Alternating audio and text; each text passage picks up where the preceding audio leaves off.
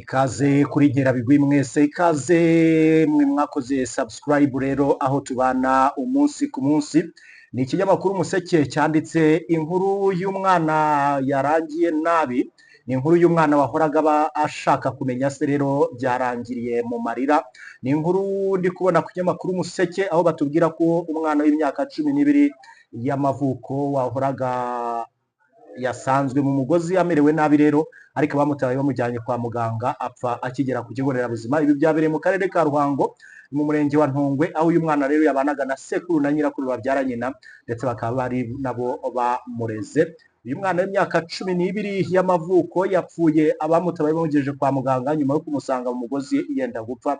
Ni umunyabanga nshingwabikorwa w'umurenge wa Ntongwe Nahayo Jean yabwiye ikinyamakuru Umuseke kuriya mwana mbere y'uko yiyahura, ngo yahoraga ahamagara nyina amubaza se umubyara akanga kumumubwira.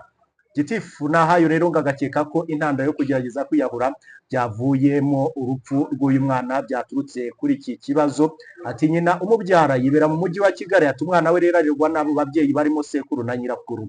Nahayo Gitifu avuga ko rero ngo uriya mwana yasize nyirakuru mu rugo agafata umugozi akiyahura. Abatabaye rero ngo basanze amerewe nabi bawumukuramo bamujyana mu kigo nderabuzima Intongwe, bamugejejeyo ahita apfa. Gitifu Nahayo avuga ko kugeza ubu rero ubu mubyeyi wuriya mwana ngo batazaherereye usibye kumva ko ngo aba i Kigali. Iyo ni inkuru y'umwana w'Intongwe. Nayo rero ngo yahumurisha umusaza n'uyu mukecuru bareraga umwuzukuru wabo kuri ibi byago byababayeho. Uyu mwana yigaga mu mwaka wa 5 w'amashuri abanza. Inzobere zivuga ku mpamvu rero zitera umwana kwiyahura, Chantal Mudahogora, uyu ni inzobere mu buzima bwo mu mutwe, ari gushyira imbaraga cyane ku ruhererekane rw'ihungabana riva ku babyeyi rijya ku bana. Avuga ko nubwo iyo nkuru irimo impande nyinshi ko kwanga ubuzima bitagira imyaka, kuko n'umwana w'imyaka 2 uwine n'umwana wese yabitekereza bitewe n'ibikomere afite bimubujije gukomeza urugendo.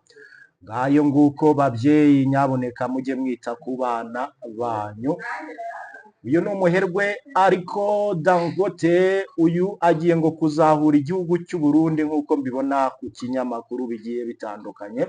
Ni umuherwe ariko Dangote yahuye na perezida w'u Burundi Evariste Ndayishimiye rero basinyana amasezerano agamije kuzahura iki gihugu cy'u Burundi ngo cyugarijwe n'ubukene. Ku itariki ya 7 Gashyantare nibwo Burundi bwakiriye umuherwe wa mbere muri Afurika ufite umutungo ubarirwa muri miliyari 30 z'amadolari y'Amerika mu ruzinduko rwe rwa mbere muri icyo gihugu. Abagize Dangote Group nawe bwite rero ni itsinda ryari riyobowe na Olusegun Obasanjo wahoze ayobora Nigeria, bakiriwe na perezida Ndayishimiye mu biro bye. General de Brigade Aloys Sindayiheba, uyu ni umunyamabanga mukuru w'ibiro bya perezida, yavuze ko Burundi ngo bugiye gutora akayoko. Yavuze ko rero ngo Dangote azashora imari mu bucukuzi bw'amabuye y'agaciro, ifumbire, ibikomoka kuri peteroli, ingufu, ibikorwa remezo n'iterambere ry'inganda. Yagize ati nyuma y'urugendo twiteze ko Burundi buzatora akayoko mu migambi itandukanye y'igihugu, cyane cyane mu bijyanye n'ubukungu.